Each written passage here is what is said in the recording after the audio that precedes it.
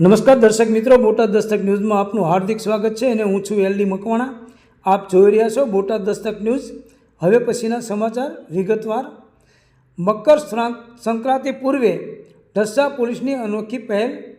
Bike ચાલકોની સુરક્ષા માટે સળિયાનું U turn guard fit કરાયું. પોલીસ અને સેવાભાવી સંસ્થાનું સંયુક્ત અભિયાન. બોટાદ જિલ્લાના ઢસા ગામમાં મકર સંક્રાંતિ પર્વને ધ્યાનમાં રાખીને પોલીસ અને સેવાભાવી સંસ્થાએ અનોખી પહેલ કરી છે. ઢસા હાઈવે ઉપર મોટરસાયકલ ચાલકોની સુરક્ષા માટે લોખંડના સળિયાનું યુટર્ન ગાર્ડ ફિટ કરવામાં આવ્યું છે. આ અભિયાનમાં ઢસા પોલીસ સ્ટેશનમાં inspector NP Rathod, police sub inspector GD Ahir અને સેવાભાવી કાર્યકર મહિપતસિંહ ખેર સહિત પોલીસ સ્ટાફ હાજર રહ્યો હતો. ઢસા ચોકડી પર તમામ બાઇક ચાલકોને આ સુરક્ષા ગાર્ડ વિના મૂલ્યે ફિટ કરી આપવામાં આવ્યા હતા. આ સાથે પોલીસે મકર સંક્રાંતિની સુરક્ષિત ઉજવણી માટે મહત્વપૂર્ણ સૂચનો પણ આપ્યા હતા, જેમાં પ્રાથમિક સારવાર કીટ રાખવી, ધાબાની પાળીની ઊંચાઈની ખાતરી કરવી, ગળામાં મફલર પહેરવું, વીજળીના તારથી દૂર રહેવું અને ખુલ્લા મેદાનમાં પતંગ ચગાવવાનો સમાવેશ થાય છે. વિશેષમાં સવારે 6 થી 8 અને સાંજે 5 થી 7 દરમિયાન પતંગ ન ચગાવવા, ચાઇનીઝ દોરીનો ઉપયોગ ન કરવા અને વીજળીના તારમાં ફસાયેલા પતંગ પાછળ ન દોડવા જેવી સૂચનાઓ આપવામાં આવી હતી. પોલીસે 3 સ એટલે કે સમજદારી, સદભાવ અને સાવચેતીનું સૂત્ર પણ આપ્યું હતું, જેથી તહેવારની ઉજવણી સુરક્ષિત રીતે થઈ શકે.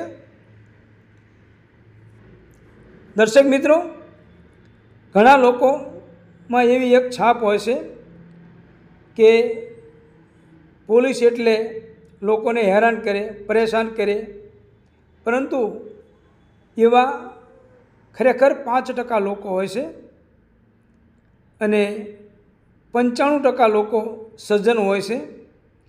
અને એ સજ્જનમાં જ્યારે ઉપરી અધિકારીઓ આ 5%માં જ્યારે આવતા હોય ત્યારે આખું પોલીસ ડિપાર્ટમેન્ટને સીધું છટ્ટ થઈ જવું પડે છે. કારણ કે જે 5%માં ઉપરી અધિકારી વ્યવસ્થિત હોય અને સજ્જન હોય, એટલે બાકીના નીચેના જે આવતા હોય એ બધાને સજ્જન થવું જ પડે છે. અને જે ઉપરી અધિકારી છે એ ભ્રષ્ટ હોય તો આખું ડિપાર્ટમેન્ટ ભ્રષ્ટ થઈ જાય છે. એ સાર્થક છે, એમાં શંકાને કોઈ સ્થાન નથી. જે ડિપાર્ટમેન્ટમાં જે ઉપરી અધિકારી જેવો હોય એવું નીચે હોય છે, તો જે તે જગ્યાએ તમે પોલીસ ડિપાર્ટમેન્ટમાં જોઈ શકશો કે ઉપરી અધિકારી જે ખરાબ હશે અને લેભાગુ હશે, એનો નીચેનો સ્ટાફ પણ લેભાગુ હશે.